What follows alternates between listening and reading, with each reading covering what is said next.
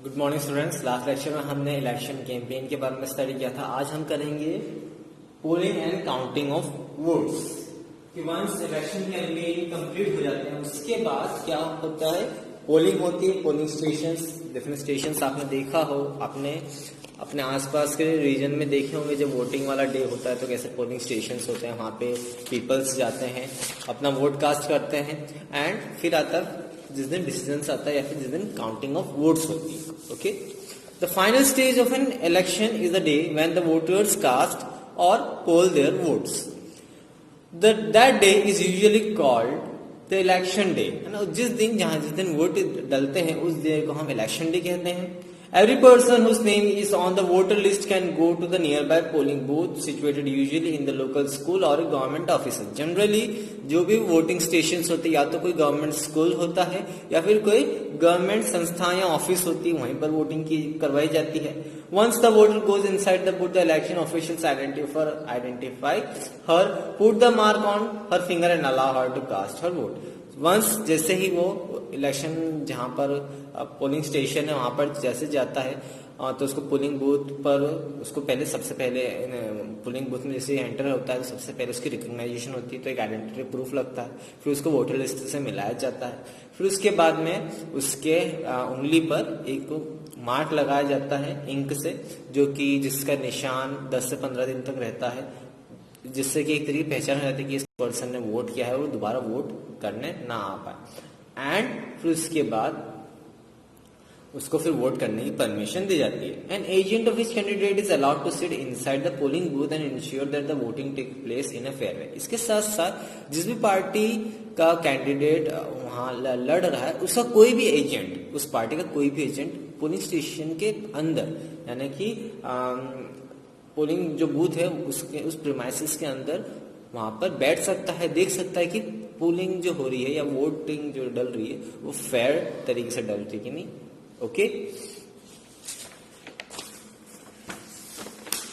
पहले क्या होता था कि पहले वोटिंग सिस्टम, आजकल ईवीएम मशीन्स आ गई हैं, बट पहले क्या होता था, पहले एक पेपर रहता था और उसमें कैंडिडेट के नाम और उनके जो भी पार्टी सिंबल है वो लिखा हुआ होता था। तो वो जनता को क्या करना था, जब वो वोटिंग स्टेशन में जाते थे तो एक सील रहती थी, जिस भी पर्सन को उनको कैंडिडेट को वोट करना रहता था उस कैंडिडेट के जो पार्टी सिंबल है उसके ऊपर सील लगानी रहती थी। फिर उसको पैक करके एक वैलेट बॉक्स होता था उसके अंदर डालना रहता था। बट लेकिन आजकल ईवीएम मशीन्स आ गई हैं, तो ईवीएम मशीन्स के थ्रू अब ऐसा कुछ नहीं होता है। जिस भी कैंडिडेट के सामने आपको वोट करना, उस कैंडिडेट के सामने वाला आपको बटन प्रेस करना और आपका वोट कास्ट हो जाएगा। Earlier the voter used to indicate whom they wanted to vote by putting a stamp on the ballot paper. जिस पेपर का मैंने आपको नाम बताया उसका नाम होता है ballot paper. A ballot paper is a sheet of paper on which the names of the contesting candidates along with the party names and the symbol are listed. हालांकि nowadays electronic voting machine EVM machines are used to record votes. The machine shows the names of the candidate and the party symbols. Machine क्या करती है, name of the candidate as well as the party symbol. Independent candidate के पास भी खुद election symbol होते हैं जो कि इलेक्शन कमीशन ग्रांट करता है। All that the voters has to do is to press the button against the name of the candidates he wants to give him or her vote. Okay, और कुछ नहीं करना रहता है, जिस भी कैंडिडेट को वोट देना रहता है उसके सामने वाला बटन उनको दबाना रहता है। ओके, अब इंडिपेंडेंट कैंडिडेट का मतलब आप सभी जानते हैं जो निर्दलीय खड़े होते हैं। Once the polling is over all the EVM machines are sealed. Once जिस टाइम कम से कम शाम के 5 बजे तक वोटिंग होती है, जैसे ही वोटिंग का टाइम खत्म होता है, वोटिंग कंप्लीट होती है, ईवीएम मशीन को सील कर दिया जाता है और उनको एक सिक्योर प्लेसेस में ले जाया जाता है। उसके बाद कुछ दिनों बाद जिस भी फिक्स डेटिंग पे काउंटिंग ऑफ वोट्स होती है उस दिन लोग काउंट करते हैं। All the EVM machines for और constituencies are open and vote secured by each candidates are counted. Okay, और वोटिंग को काउंट किया जाता है। वहां पर भी जैसे सेम पोलिंग बूथ पे उस पार्टी का एजेंट रहता है, सेम जहां पे काउंटिंग स्टेशन होता है वहां पर भी एक एजेंट रहता है, ताकि वो सिक्योर कर सके कि वहां पर काउंटिंग प्रॉपरली हो रही है या नहीं हो रही है। The candidate who secures the highest number of votes from a constituency is declared elected. किसी भी कॉन्स्टिट्यूएंसी में जहां पर भी कैंडिडेट खड़ा हुआ है जिसको सबसे ज्यादा वोट मिलते हैं, ऑब्वियसली बात है वो उसको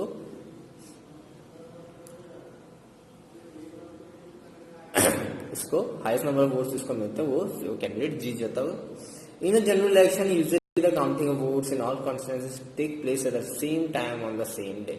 आजकल जितने भी जनरल इलेक्शन होते हैं ना, ये आम चुनाव जो होते हैं, इन सब एक साथ जब सबके चुनाव होते हैं तो वहां पे एक ही दिन में वोटिंग काउंटिंग चालू हो जाती है। ओके, जिसमें टीवी चैनल्स, रेडियोज में आपको रिपोर्ट्स, लाइव रिपोर्ट्स मिलती रहती है, कौन कैंडिडेट्स कितना आगे, कौन कैंडिडेट जीत चुका है।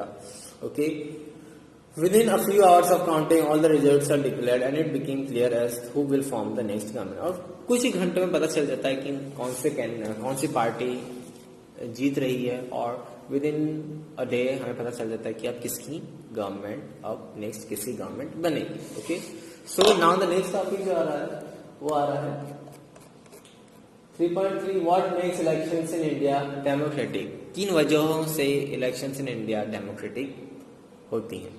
We get read a lot of news and unfair practices in the elections। Okay, newspaper, television में हमने बहुत ज्यादा पढ़ा होगा, आपने पढ़ा होगा या आपने सुना होगा कि अनफेयर मीन्स ऑफ प्रैक्टिसेस भी की जाती हैं इलेक्शन जीतने के लिए। तो कौन कौन सी होती है, तो उसके कुछ 4 पॉइंट्स है। Inclusion of false names and exclusion of genuine names in the voter list. I hope आपके फैमिलीज में, आपके रिलेटिव्स में किसी ना किसी ने कोई सिचुएशन फेस करनी पड़ी होगी कि उसका नाम वोटर लिस्ट में से हटा दिया जाता है, या भले ही वो वोट करने नहीं जाता पर उसके नाम का वोट डला हुआ रहता है, या फिर ये सब भी होता है कि किसी फॉल्स नेम से वोटर लिस्ट में डाल दिया जाता है और कोई एक्चुअल जो उसका नेम है, जिंदा है पर्सन है, उसका नाम हटा दिया जाता है। ओके, तो ये सब चीजें चलती है। इसके साथ साथ जो गवर्नमेंट फैसिलिटीज मिलती है, जो रूलिंग पार्टी, जैसे सपोज करो कोई रूलिंग पार्टी है वो भी इलेक्शन कंटेस्ट करे, तो उस दौरान सिंस वो रूलिंग पार्टी का कैंडिडेट है तो वो बहुत सारी गवर्नमेंट फैसिलिटीज को मिसयूज करता है। इसके साथ साथ भले ही लोकसभा कैंडिडेट के लिए पर कंस्टिट्यूएंसी 25 लाख रुपए का वो नियम है कि 20 लाख रुपए से ज्यादा खर्च नहीं कर सकते, बट लेकिन असल में इससे कहीं ज्यादा अमाउंट का पैसा खर्च होता है। ओके, फिर intimidation of voters and rigging on the polling day. इसके साथ साथ जो वोटर्स होते हैं जब, तो उनको इन्फ्लुएंस किया जाता है, चाहे वो पैसा हो या कोई अदर लाइक कई जगह गुंडागर्दी करके भी उनको, उन वोटर्स को डराया जाता है, धमकाया जाता है कि आप इस पर्टिकुलर पार्टी को वोट दीजिए। तो ये सारी चीजें होती हैं। Okay, many of this reports are correct. और जैसे मैंने आपको जो 4 जो पॉइंट्स गिनवाए, इसमें मोस्ट ऑफ द जगह या कुछ ऐसी कॉन्स्टिट्यूएंसीज होती हैं जहां पर इस टाइप के प्रैक्टिसेस होती हैं। ओके, अनफेयर प्रैक्टिस की जाती है, but fortunately they are not on such scale so as to defeat the very purpose of the election. But लेकिन ये केवल कुछ जगहों तक ही सीमित है, ये हर जगह एप्लीकेबल नहीं है। तो इस वजह से इलेक्शन कहीं ना कहीं केवल कुछ सी जगह पे अनफेयर होते हैं, बट ज्यादातर जगहों पर फेयर इलेक्शंस कंडक्ट किए जाते हैं।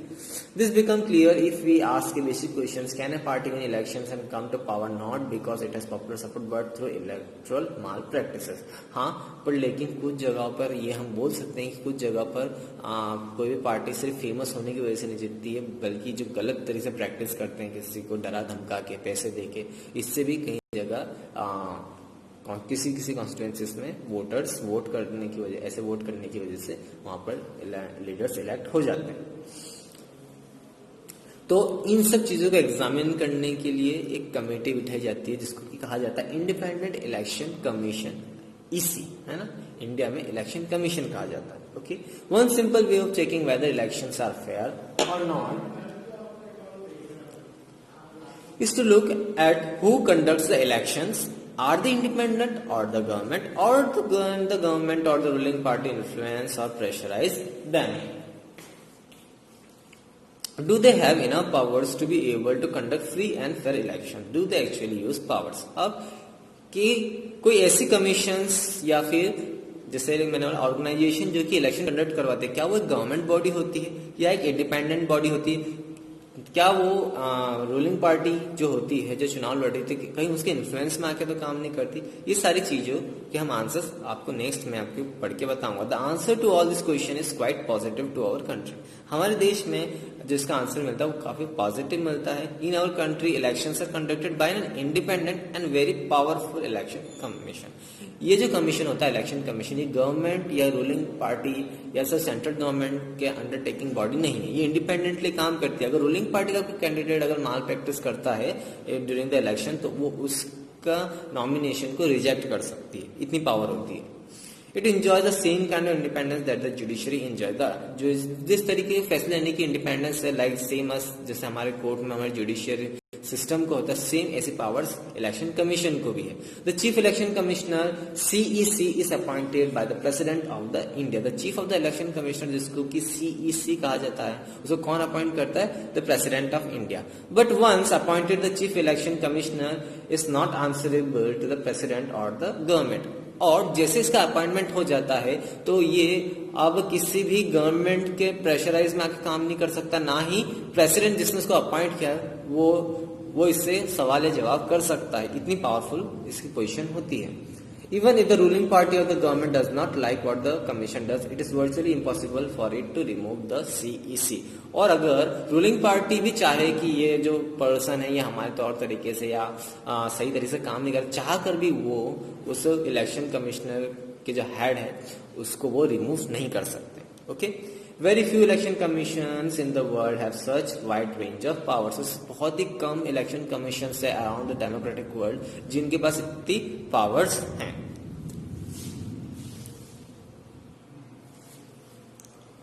ओके, कुछ इंपॉर्टेंट पॉइंट्स है इलेक्शन कमीशंस के, उनको जान लेते हैं, उनके इससे आपको उनकी पावर्स के बारे में पता चल जाएगा। Election Commission takes decisions on every aspect of conduct and control of elections from the announcement of election to the declaration of results. Election Commission सारे decisions लेती है कि कब आपको elections कंडक्ट करवाने, कौन कौन सी डेट्स में, कौन कौन फेजेस। सपोज ये कोई स्टेट है तो बहुत ज्यादा बड़ा है तो वहां पे 2 या 3 फेजेस में इलेक्शंस करवाए जाते हैं, फिर कब उनके रिजल्ट के अनाउंसमेंट होगी, सारे डिसीजंस कौन लेता है? Election commission. It implements the code of conduct and punishes any candidates और पार्टी दैट वायलेट्स इट। उसके साथ साथ इस बात की जिम्मेदारी भी रहती, इनके अंडर में रहती है कि इनको जो कोड ऑफ कंडक्ट है जो अदर पॉलिटिकल पार्टीज ने सबने मिल के एक्सेप्ट किया है उसको ये फॉलो करते हैं, लेकिन जिसको कि हिंदी में कभी आपने सुना हो आचार संहिता। ओके, उस आचार संहिता के तहत सारी पॉलिटिकल पार्टीज फॉलो करती हैं या नहीं करती है, और कोई कैंडिडेट पार्टी उसको वायलेट करता है तो उसके अगेंस्ट एक्शंस लेना। During the election period, the Election Commission can order the government to follow some guidelines to prevent use and misuse of government power to enhance its chance to win elections. इस दौरान election period के दौरान election commission कुछ guidelines follow करवाती government से ताकि कुछ ऐसा ना करे गवर्नमेंट जिससे कि पीपल्स इन्फ्लुएंस हो जाए। सपोज कोई नए स्कीम, जैसे मैंने आपको पिछली क्लास में बताई, कोई नई स्कीम लॉन्च नहीं कर सकती, कोई नए प्रोजेक्ट्स का अनाउंसमेंट नहीं कर सकती, किसी भी नए प्रोजेक्ट्स की फाउंडेशन नहीं रख सकती, तो इन सब चीजों को वो रेगुलेट करती है। और इसके साथ साथ कोई किसी भी गवर्नमेंट ऑफिसर को ट्रांसफर नहीं कर सकते हैं, तो इसकी जो पूरी पावर रहती है इलेक्शन कमीशन के अंडर रहती है कि कोई भी लाइक रूलिंग पार्टी किसी भी गवर्नमेंट ऑफिशियल्स को, या सपोज कोई गवर्नमेंट ऑफिशियल्स उनके हित में काम नहीं कर रहा या कुछ भी कोई प्रॉब्लम है तो उस दौरान during the code of conduct किसी भी गवर्नमेंट ऑफिशियल्स को ट्रांसफर नहीं कर सकते। Okay, when on election duty government officers work under the control of election commission not on the government. जब भी इलेक्शंस डिक्लेयर हो जाते हैं और इलेक्शन ड्यूटी लगती है तो कोई भी गवर्नमेंट ऑफिशियल गवर्नमेंट ऑर्डर्स या फिर जो रूलिंग पार्टी गवर्नमेंट है उनके ऑर्डर्स पर काम नहीं करता, सिर्फ और सिर्फ इलेक्शन कमीशंस के अंडर ही काम करता है। In the last 25 years or so, the election commission has begun to exercise all its power and even expand them.